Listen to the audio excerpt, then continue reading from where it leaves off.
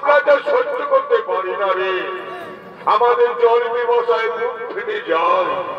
ওরে সিন্ধু, কেন তুই এখনো আমাদের কাছে ফিরে আসছিস না? সিন্ধু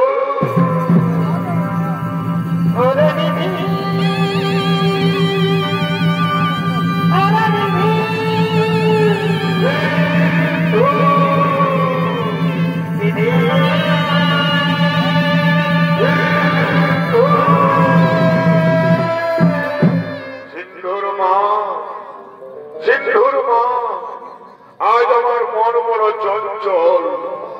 আমার মন বলছে হয়তো আমাদের সিন্ধুর কোন বিপদ হয়েছে। না গো না, তুমিও কথা বলো না। আমাদের সিন্ধুর কোন বিপদ হতে পারেনি। সে আসবে, সে আমাদের কাছে জল নিয়ে আসবে, আমাদের জল খাওয়াবে, আমরা প্রাণ ফিরে পাবো। তুমি কেঁদো না, তুমি কেঁদো না। সিন্ধুর মা, ওই তো আমাদের সিন্ধুর পায়ের শব্দ শোনা যাচ্ছে। আমাদের সিন্ধু আসছে, আমাদের সিন্ধু জল নিয়ে আমাদের কাছে আসছে। ওরে সিন্ধু, এত কেন দেরি করলি? আই বাবা, তুই আমাদের কাছে তাড়াতাড়ি আয়, আমাদের জল খাওয়া, আমাদের প্রাণ বাঁচা। সিন্ধু রে বাবা, আমাদের গলা শুকিয়ে গেছে রে বাবা, তুই আর দেরি করিস না রে। দেরি সিন্ধু, তুই আর দেরি করিস না রে বাবা। তুই আমার কে? আপনি? আমাদের সিন্ধু তো এমন ভাবে আমাদের জল খাওয়াইনি। তবে কে আপনি? পরিচয় দেন, তা না হলে অভিশাপ দেব। মুনিবর, আমি অযোধ্যার মহারাজ দশরথ। অযোধ্যার মহারাজ দশরথ, আপনি এসেছেন? হে রাজন, আমাদের সিন্ধুর সাথে আপনার কি দেখা হয়েছে? আমাদের সিন্ধু গিয়েছিল ওই নদীর পাড়ে জল আনতে, তার সাথে আপনার কি দেখা হয়েছে? মুনিবর, আজ আমি মহাপাপী মুনিবর, আজ আমি মহাপাপী রাজা দশরথ। কেন রাজা, কি পাপ করেছো তুমি? আমাদের কাছে বলো, কি পাপ করেছো তুমি? মুনিবর, আপনাদের সিন্ধু ওই নদীতে জল তুলতেছিল, আমি অমনি নীরবে কাঁধ করে বসেছিলাম। আমি মনে মনে ভাবলাম হয়তো কোনো হরিণী জল পান করছে।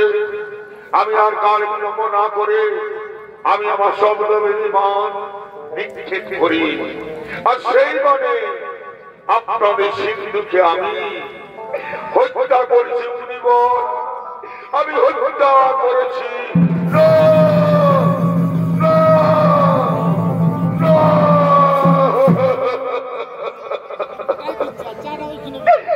একই করুরে রাজা, তুমি একই করুরে।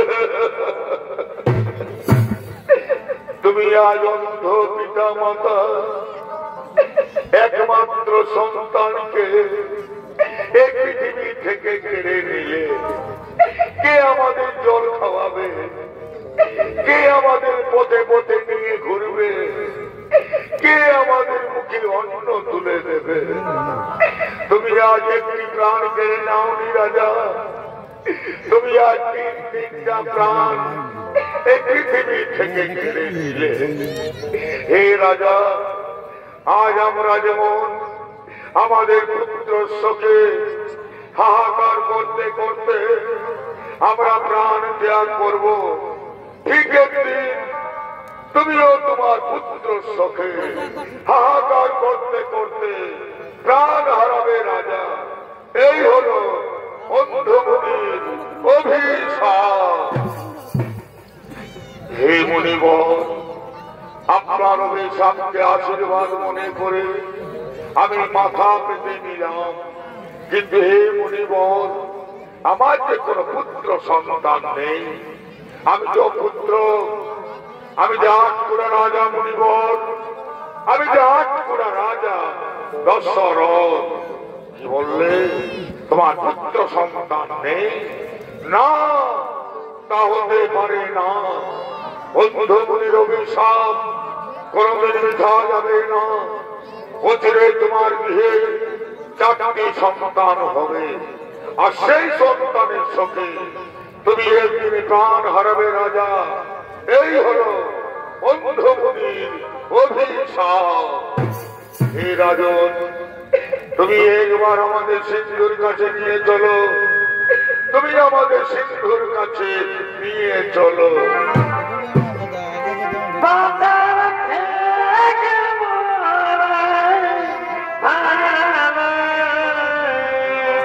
সিন্ধু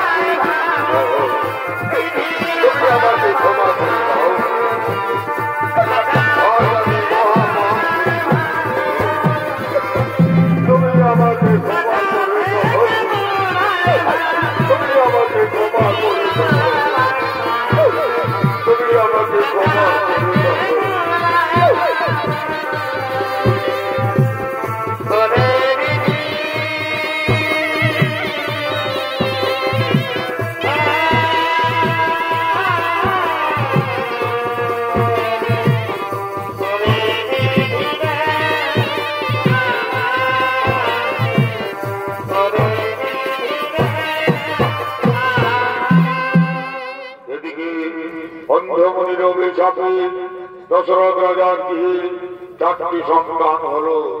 তাদের নাম রাম, লক্ষ্মণ, ভরত, শত্রুঘ্ন। তারা ধীরে ধীরে সর্ববিদ্যায় পারদর্শী হলেন।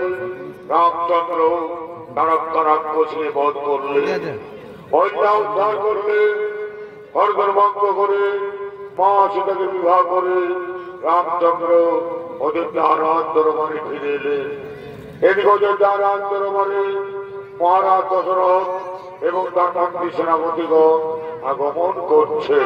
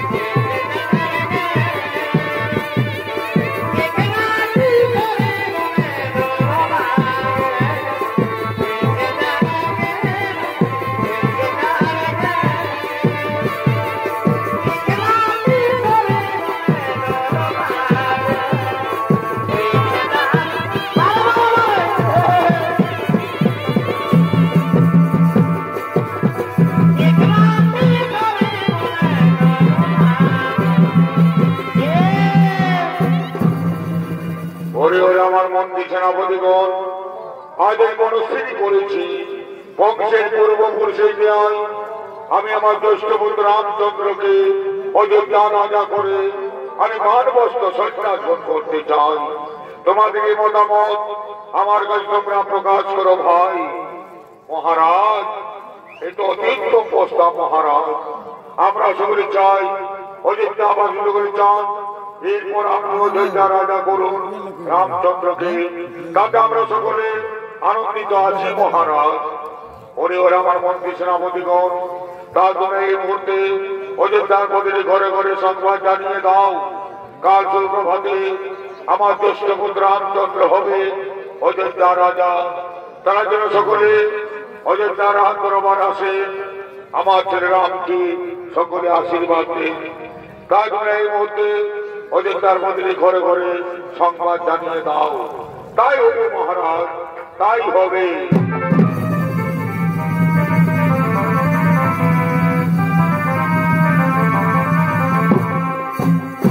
এদিকে অযোধ্যার প্রতিটি ঘরে ঘরে সংবাদ জানাতে বাদ্যকার আগমন করছে।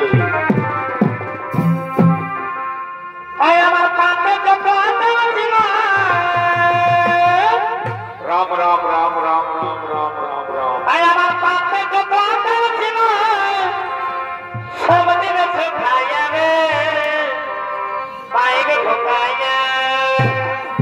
বাবলু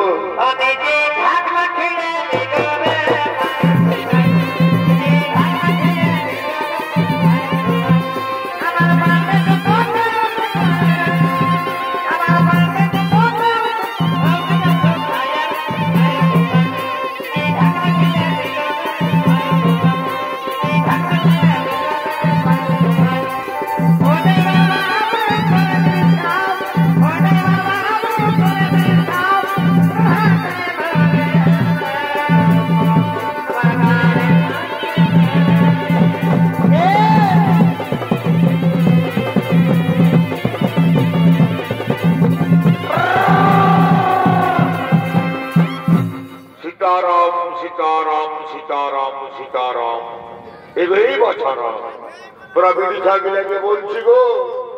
তোমরা দেখছি মাছ ধরে গুজুর গুজুর গুজুর গুজুর আর খুজুর খুজুর করছি, আর কেউ কেউ মনে মনে ভাবছি মাঝে ঘর থেকে যাবো নাকি। এই জন্য আমাদের পুরুলিয়ার কবি গান লিখেছে তো, যে বিড়ি ছেড় মন বুঝা বড় দায়। এই দেখো না, তোমরা জানো তোমাদের কাছে আমি কেন এসেছি? তোমরা কচু জানো। তোমরা হয়তো মনে মনে ভাবছো যে তোমাদের গ্রামে কাজ ফুটবল খেলা হবে। তো শোনো হে, কাজ যদি যায় দশরথ রাজার বেটা রাম রাজা হবে। এই জন্য মহারাজ তোমাদেরকে সবাইকে নিমন্ত্রণ করতে পাঠাইছে। দেখো মা মসি কাকি জেঠিরা তোমরাকে বলছিল কাল তোমরা কেউ ঘরে থাকো না বাছারা, তোমরা সবাই যাবে অযোধ্যা রাজ দরবারে।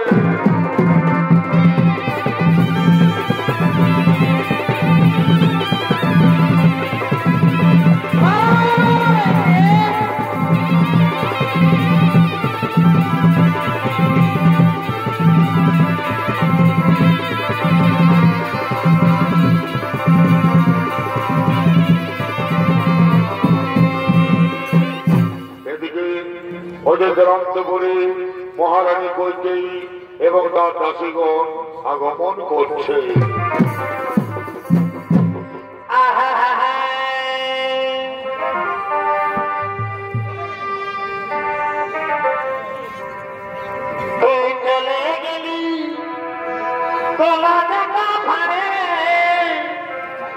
আচ্ছা আচ্ছা,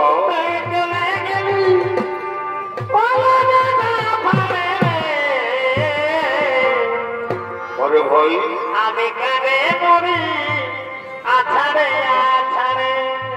আচ্ছা আচ্ছা, আরে আধা দিনে লাগা দিবি ওরে ভাই আগে খেপা পাওয়া করে গেলি। আরে আধা দিনে লাগা দিবি আগে খেপা পাওয়া করে গেলি। আমার শুরু থেকে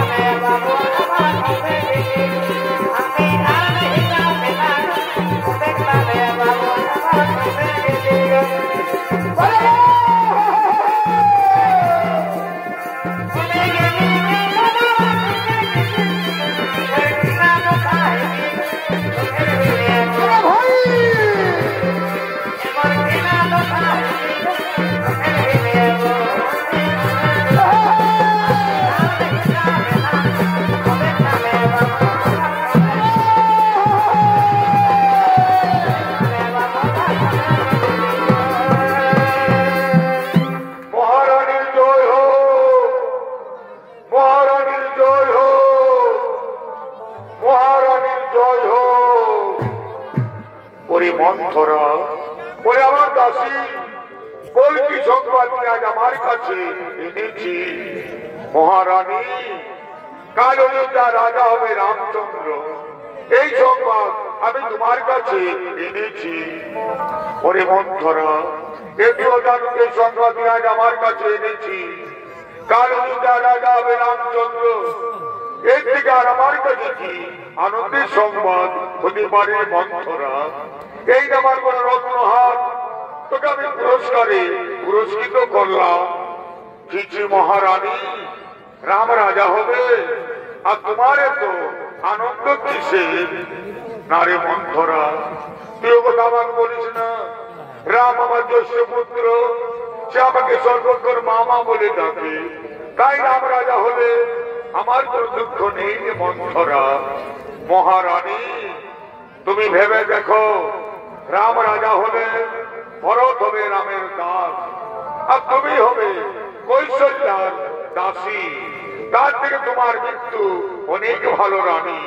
তুমি মরে যাও, তুমি মরে যাও। নারী মন্থরা, তুই ও কথা আমাকে বলিস না। রামকে আমি ভরতের থেকেও অনেক ভালোবাসি, সে আমাকে সর্বকর মামা বলে ডাকে, তাই রাম রাজা হলে আমার কোন দুঃখ নেই রে মন্থরা। মহারানী, তুমি ভেবে দেখো, আর তুমি যদি আমার কথাই চলো, তবে আমি তোমার ছেলে ভরতকে অযোধ্যা রাজা করে দেব। কেমন করে, কেমন করবে দাসী আমার ছেলে ভরত অযোধ্যা রাজা? বল তুই, কেমন করে হবে আমার ছেলে ভরত অযোধ্যা রাজা? মহারানী, পূর্বে দেবতা দানবদের যুদ্ধে মহারাজ কত বিক্ষত এসেছিলেন, তখন মহারাজকে তুমি সেবা যত্ন করে ভালো করেছিলে। তখন মহারাজ তোমাকে দুটি বর দিতে চেয়েছিল। আজ তুমি মহারাজের কাছে সেই দুটি বর চেয়ে নাও। এক বরে করো তোমার ছেলে ভরতকে অযোধ্যা রাজা, আর এক বরে করো রামকে 14 বছর বনবাসী। হে মন্থরা, আজ আমি তাই করব। আজ মহারাজের কাছে দুটি বর চাইব। এক বরে করব আমার ছেলে ভরতকে অযোধ্যা রাজা, আর এক বরে করব রামকে 14 বছর বনবাসী। মহারানী, তুমি তোমার অলঙ্কার খুলে ফেলো, তুমি মাটিতে পড়ে থাকো, তবেই তুমি মহারাজের কাছে ওই দুটি বর পাবে। ওই তো মহারাজ তোমার কাছেই আসছে। এখন আমি আসি রানী, এখন আমি আসি। মহারানী, মহারানী, মহারানী। একই রানী, কেন আনন্দের দিনে মাটিতে পড়ে আছো? কেন তোমার সর্বাঙ্গ অলঙ্কার নেই? কেন তোমার দুটোকে শ্রাবণের ধারা বইছে? তোমার কি কোনো অসুখ করেছে, নাকি তোমাকে কেউ কোনো করেছে অপমান? না রাজা, না, আমার করেনি কোন অসুখ, আমাকে কেউ কোনো করেনি অপমান। আজ আমি নিজের জ্বালায় মরতে চাই রাজা। এই কইকে আর বিদায় বেঁধে থাকবে না রাজা। তুমি কইকে মরতে দাও, তুমি কইকে মরতে দাও। না রানী, না, আমি তোমাকে মরতে দেব না। তুমি আমার নয়নের মণি, তুমি আমার অন্তরের আলো, তুমি আমার সর্বশ্রেষ্ঠ রানী। তাই বলো রানী, তুমি আমার কাছে যা চাইবে আমি তোমাকে তাই দেব হাসি মুখে। রাজা, আমি চাই এক বরে করুন আমার ছেলে ভরত অযোধ্যা রাজা, আর এক বরে করুন রামকে 14 বছর বনবাসী।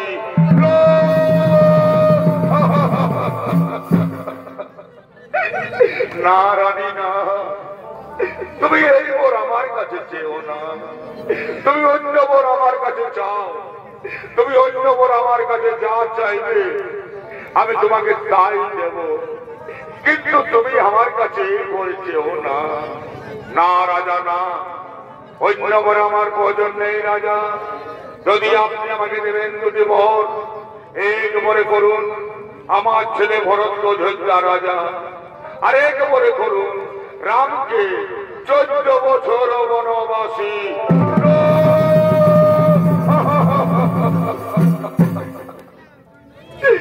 না রানী না, আমি তোমার কথায় হয়তো ভরদ্বাজ রাজা করে দেব, কিন্তু তুমি আমার রামকে বনে দিও না রানী, তুমি আমার রামকে বনে দিও না, তুমি আমার রামকে বনে দিও না। পিতা পিতা পিতা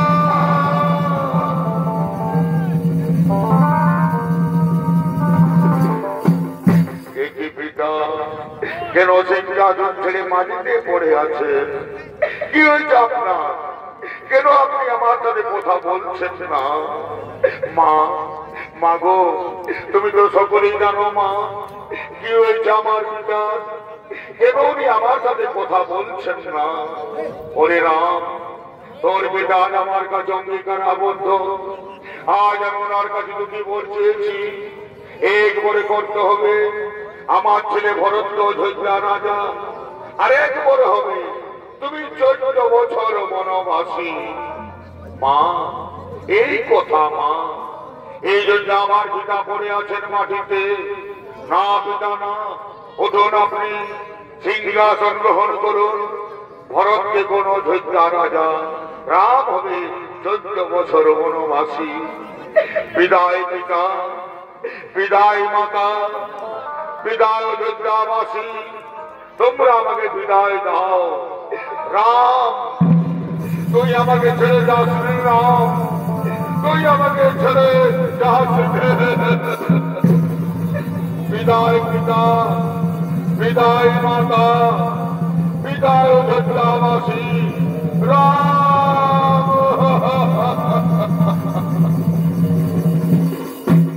এদিকে রাম লক্ষ্মণ সীতা চলে গেলেন বনবাসে। সেই সংবাদটি অযোধ্যায় মহারাজ দশরথের মৃত্যু হল। এদিকে রাম লক্ষ্মণ সীতা চিত্তকূট পর্বতে আগমন করছে।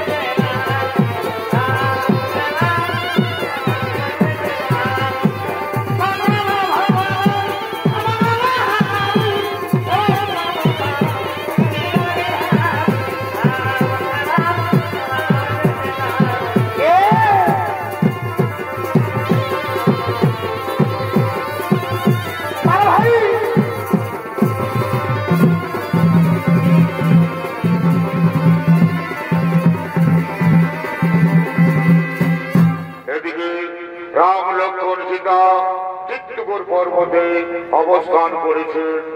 এদিকে বড় শত্রুঘ্ন চিত্রকূট পর্বতে আগমন করছে।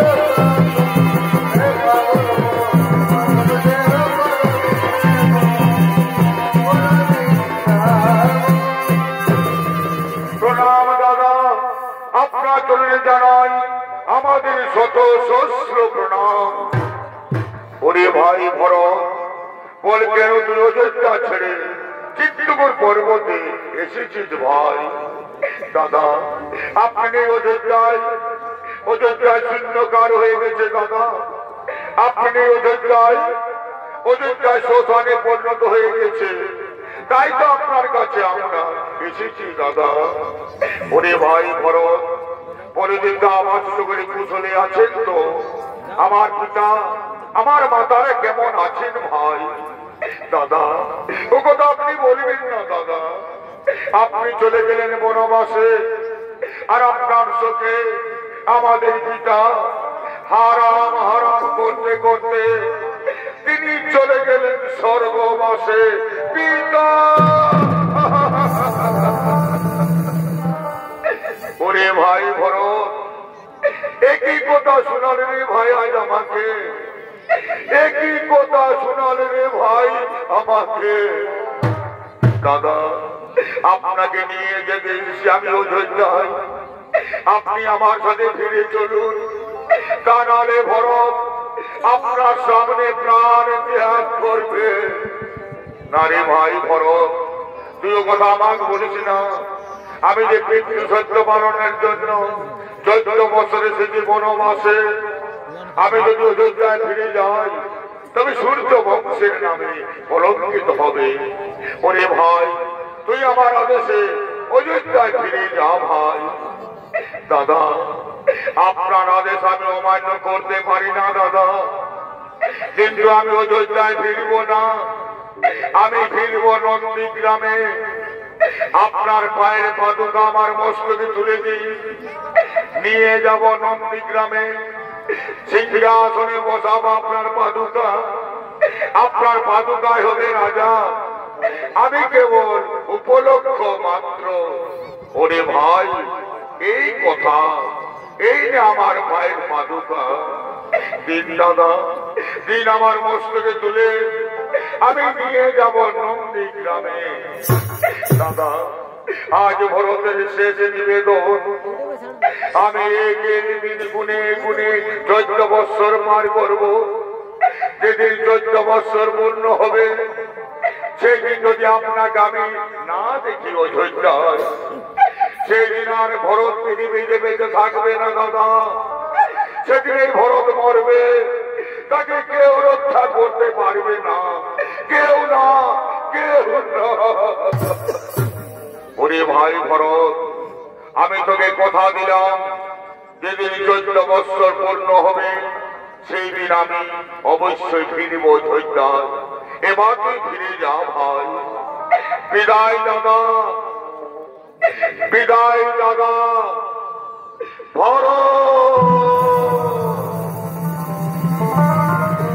বিদায় দাদা।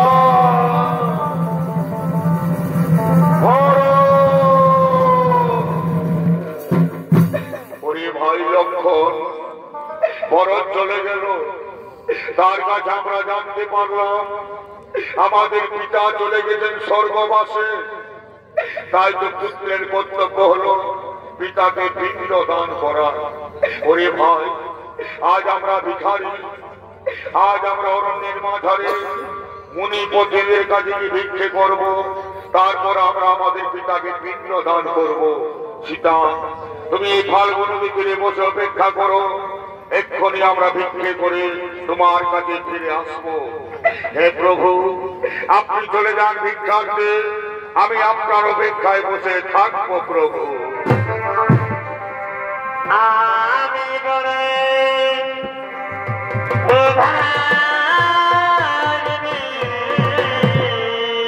আজ ভগবান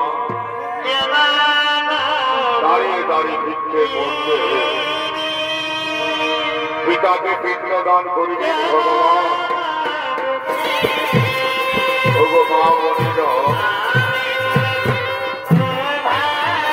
তোমরা আমাদের ভিক্ষিত হও, আজ আমরা আমাদের পিতাকে পিণ্ড দান করব। মা বোনেরা, তোমরা আমাদের ভিক্ষিত হও, আজ আমরা আমাদের পিতাকে পিণ্ড দান করব। আজ ভগবান দাঁড়িয়ে দাঁড়িয়ে পিতাকে পিণ্ড দান করবেন।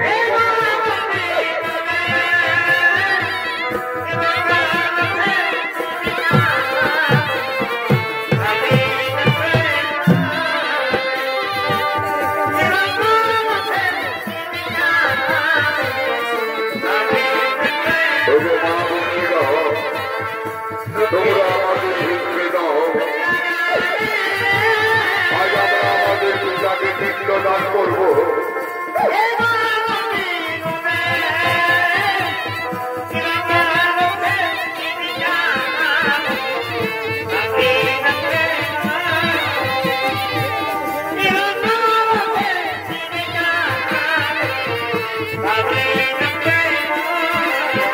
আজ ভগবান দাঁড়িয়ে দাঁড়িয়ে ভিক্ষে করছে, পিতাকে পিণ্ড দান করব। মা বোনেরা, তোমরা আমাদের ভিক্ষে দাও, আজ আমরা আমাদের পিতাকে পিণ্ড দান করব।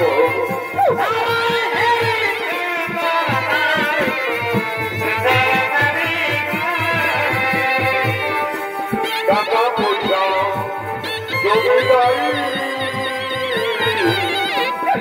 আরো সুন্দর নয়। মা বোনেরা, তোমরা আমাদের ভিক্ষে দাও, আজ আমরা আমাদের পিতাকে পিণ্ড দান করব।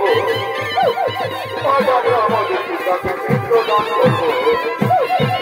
তাই তোমরা আমাদের ভিক্ষে দাও, তোমরা আমাদের ভিক্ষে দাও।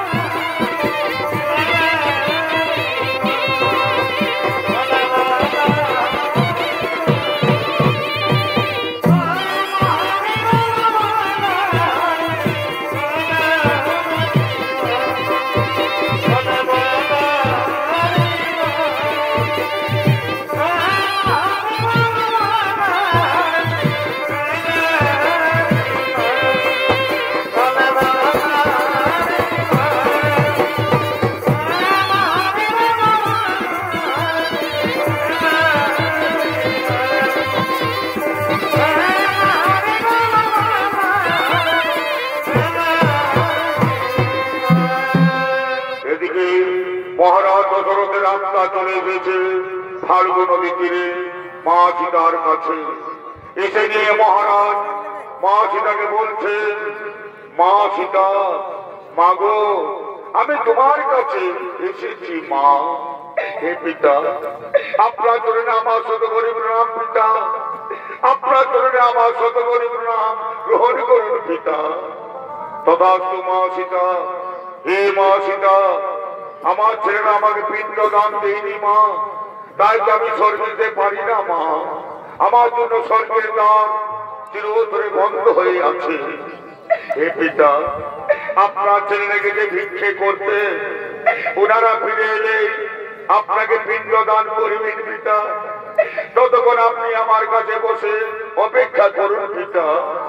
না মা সীতা, না, আমার কাছে বসে থাকার অপেক্ষার সময় নেই মা।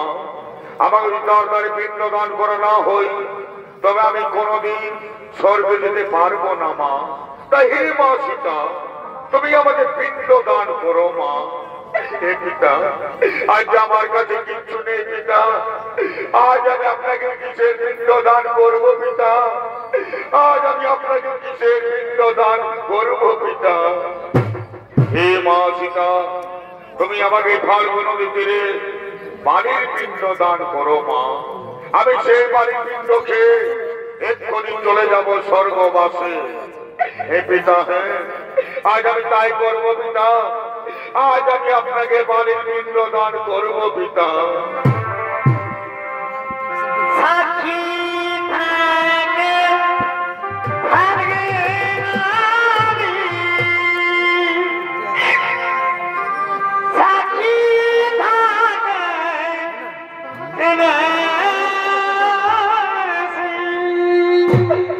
ওরে ফাল্গু নদী, ওরে তুলসী, আজ তোমরা সাক্ষী থাকো। তোমাদের সাক্ষী রেখে আজ আমি আমার শ্বশুরকে বালির পিণ্ড দান করছি। আমার প্রভু এলে তোমরা তাকে বলে দিও যে আমি আমার শ্বশুরকে বালির পিণ্ড দান করেছি। সাক্ষী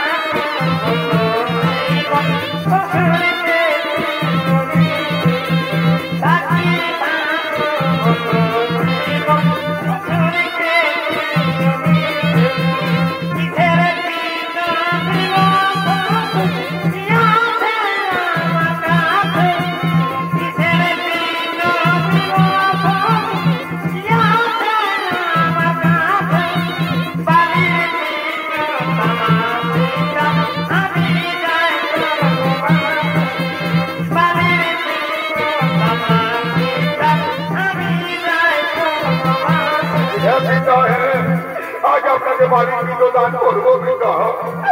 আজ আমি আপনাকে বালির পিণ্ড দান করবো।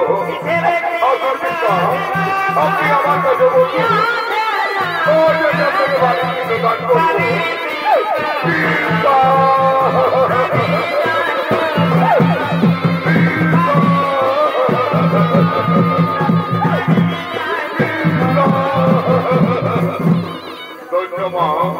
ধন্যবাদ সীতা, তুমি আমাকে বালির পিণ্ড দান করলে মা। ওই তো স্বর্গের দ্বার খুলে গেল। মা, ওই তো স্বর্গের দ্বার খুলে গেল।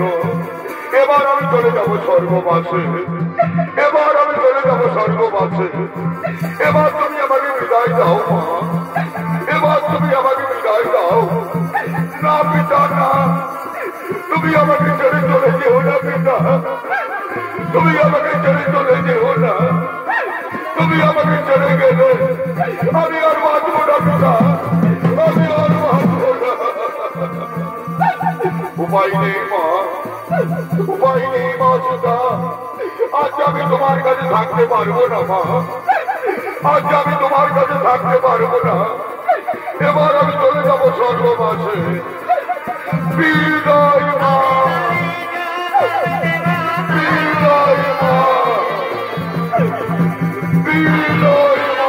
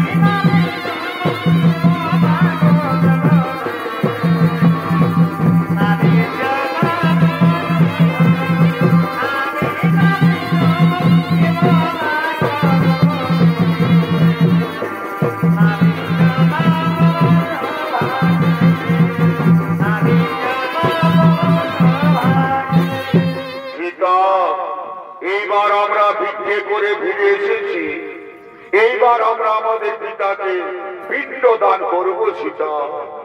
হে প্রভু, আপনি চলে গেলেন ভিক্ষা করতে, তখনই আমাদের পিতা আমার কাছে এসেছিলেন এই ফাল্গু নদী তীরে। এসে তিনি আমাকে বাড়ির পিণ্ড চাইলেন, আমি ওনাকে বাড়ির পিণ্ড দান করলাম, আর উনি চলে গেলেন স্বর্গবাসে। সীতা, কেন তুমি আমার কাছে মিথ্যা কথা বলছো? আমার পিতা তো এইখানে আসতে পারেননি সীতা। না না প্রভু, না, আমি মিথ্যে কথা বলিনি প্রভু। আমি আপনার শপথ নিয়ে বলছি, আমাদের পিতা আমার কাছে এসেছিলেন, আমি ওনাকে বাড়ির পিণ্ড দান করলাম, আর উনি চলে গেলেন স্বর্গবাসে। সীতা, তুমি যে আমার পিতাকে বাড়ির পিণ্ড দান করেছো, তোমার কাছে কেউ কি সাক্ষী আছে? আছে প্রভু, আমার কাছে ফাল্গু নদী সাক্ষী আছে। ওরে ফাল্গু নদী, তুই তো দেখেছিস তোর সামনে তোকে সাক্ষী রেখে আমি আমার শ্বশুরকে বাড়ির পিণ্ড দান করেছি। তুমি এই কথা আমার বহুকে বলে দাও, তুমি আমার মা রক্ষা করো, তুমি আমার মা রক্ষা করো। না সীতা, না, আমি মহারাজ দশরথকে এইখানে আসতে দেখিনি। কি বললে, কি বললো রে ফাল্গু নদী? তুমি দেখে নিলে আমার বহুর কাছে মিথ্যা কথা বলে দিলে। ওরে ফাল্গু নদী, আজ আমি তোমাকে অভিশাপ দেব, তোর জোর বন্দির উপরে বইবে না, তুই হব শিলা, তোকে কুকুর শিকার পার হবে, এই আমার অভিশাপ তোমাকে। বলো সীতা, আর কে সাক্ষী আছে তোমার কাছে? আছে প্রভু, আমার কাছে শিমল বৃক্ষ সাক্ষী আছে। ওরে শিমল বৃক্ষ, তুই তো দেখেছিস তোর সামনে তোকে সাক্ষী রেখে আমি আমার শ্বশুরকে বাড়ির পিণ্ড দান করেছি। তুমি এই কথা আমার প্রভুকে বলে দাও, তুমি আমার মা রক্ষা করো, তুমি আমার মা রক্ষা করো। না সীতা, না, আমি মহারাজ দশরথকে এইখানে আসতে দেখিনি। কি বললে, কি বললে ওরে শিমল বৃক্ষ? তুমি ও দেখে নিয়ে আমার প্রভুর কাছে মিথ্যা কথা বলে দিলে। ওরে শিমল বৃক্ষ, আজ আমি তোমাকে অভিশাপ দেব, আজ আমি তোমাকে অভিশাপ দেব। তোর ফুলে সুগন্ধ থাকবে না, তোর ফুলে দেবতাদের পূজায় কোনদিন লাগবে না, এই আমার অভিশাপ তোমাকে। বলো সীতা, আর কে সাক্ষী আছে তোমার কাছে? আছে প্রভু, আমার কাছে মা তুলসী সাক্ষী আছে। মাগো, তুমি তো দেখেছো মা, তোমার সামনে তোমাকে সাক্ষী রেখে আমি আমার শ্বশুরকে বালির পিণ্ড দান করেছি। তুমি এই কথা আমার প্রভুকে বলে দাও, তুমি আমার মা রক্ষা করো, তুমি আমার মা রক্ষা করো। না সীতা না, আমি মহারাজ দশরথকে এইখানে আসতে দেখিনি। মা মাগো তুলসী, তুমিও মিথ্যা কথা বলে দিলে মা। তুমি দেখে নিও আমার প্রভুর কাছে আমাকে মিথ্যাবাদী সাজাবে। হে মা তুলসী, আজ আমি তোমাকে অভিশাপ দেব। তোর গাছ যেখানে সেখানে বার হবে, তোমাকে কুকুরও ঘৃণা করবে। এই আমার অভিশাপ তোমাকে। বলো সীতা, আর কে সাক্ষী আছে তোমার কাছে? আছে প্রভু, আমার কাছে বটবৃক্ষ সাক্ষী আছে। ওরে বটবৃক্ষ, তুই তো দেখেছিস, তোর সামনে তোকে সাক্ষী রেখে আমি আমার শ্বশুরকে বালির পিণ্ড দান করেছি। তুমি এই কথা আমার প্রভুকে বলে দাও, তুমি আমার মা রক্ষা করো, তুমি আমার মা রক্ষা করো।